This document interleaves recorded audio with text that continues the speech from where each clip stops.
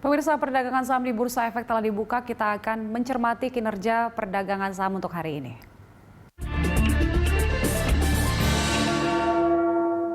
Dan untuk mengetahui pergerakan saham hari ini, pemirsa, kita akan membahasnya bersama Kepala Riset Samuel Sekuritas, Surya Dharma. Selamat pagi, Pak Surya.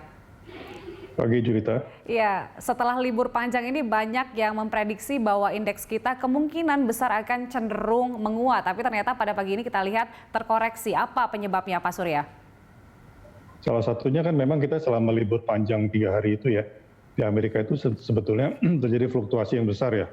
Penurunnya cukup tajam ya. Jadi kalau kita lihat mingguan aja tuh, maupun Dow Jones maupun S&P itu segala itu sekitar 5-6% ya penurunannya.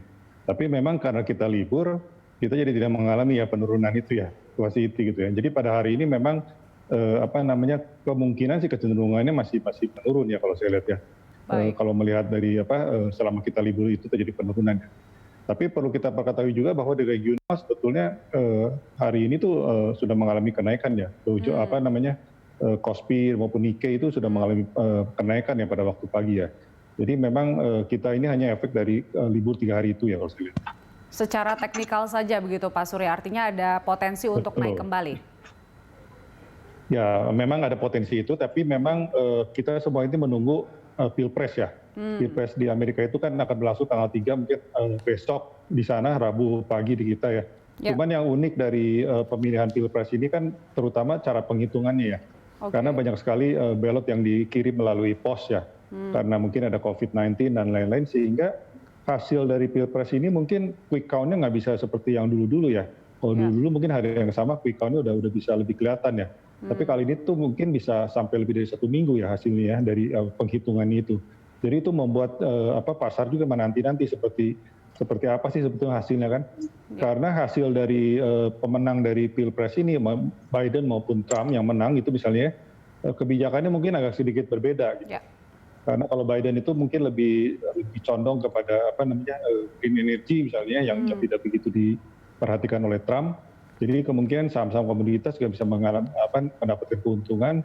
Kemudian di sisi lain juga dari sisi stimulus ya, fiskal stimulus yang diinginkan oleh Demokrat itu lebih tinggi ya dibandingkan Republik ya. Tapi keduanya saya lihat sih sesudah pilpresnya kemungkinan besar stimulus itu akan lolos ya, akan disetujui sehingga memberikan likuiditas juga kepada pasar.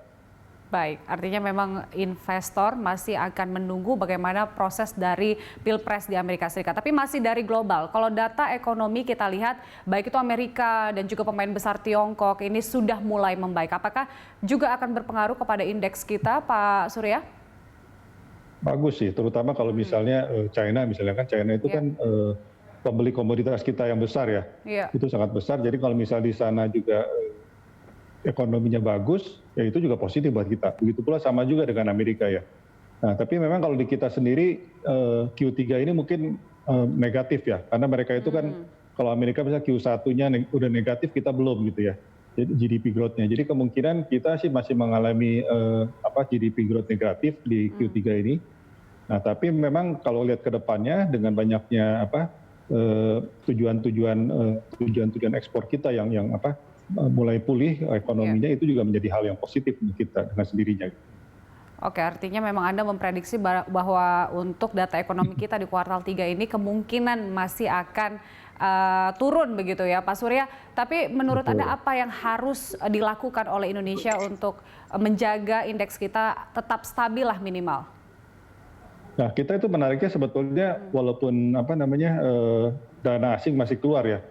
Bulan lalu itu masih keluar cukup besar ya, sekitar 10T ya. Tapi itu memang 5T-nya itu dari transaksi negosiasi INCO ya. Jadi sebetulnya walaupun keluar tapi tidak sebesar waktu bulan September maupun Agustus gitu ya. Itu mungkin sekitar 25T ya. Tapi memang yang menarik investor lokal kita ini sangat kuat sekarang ya. Sangat kuat, banyak sekali yang masuk ke pasar modal. Transaksi kalau saya lihat belakangan ini bisa 3 kali dari asing ya. Penyebabnya kenapa? Karena memang banyak sekali investor-investor lokal yang ingin menyimpan dananya di deposito misalnya di perbankan itu mendapatkan suku bunga yang kecenderungannya semakin rendah gitu. Karena bank-bank itu sendiri kan agak kesulitan untuk melemparkan kredit, sehingga mereka juga tidak mau membayar bunga yang terlalu tinggi ya untuk time deposit ya. Itu sebabnya makanya banyak sekali dana yang masuk ke pasar modal sekarang saat ini.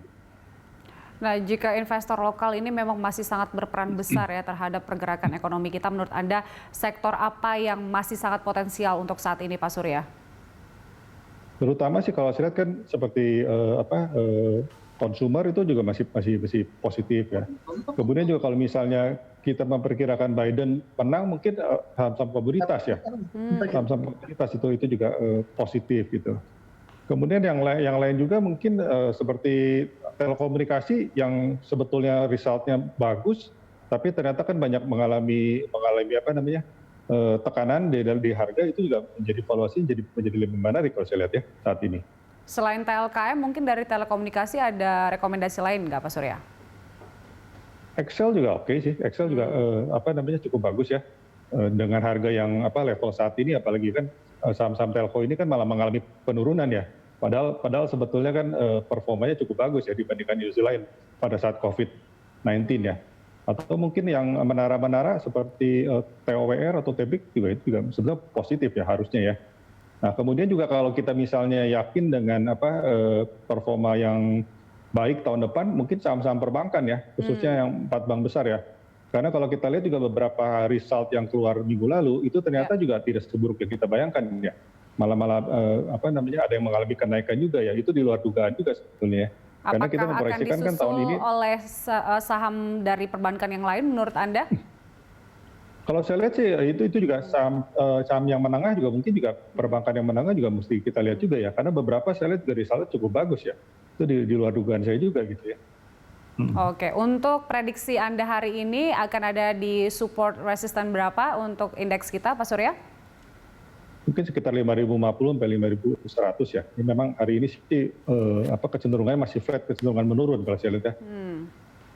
Baik, Pak Surya terima kasih telah bergabung bersama kami untuk hari ini.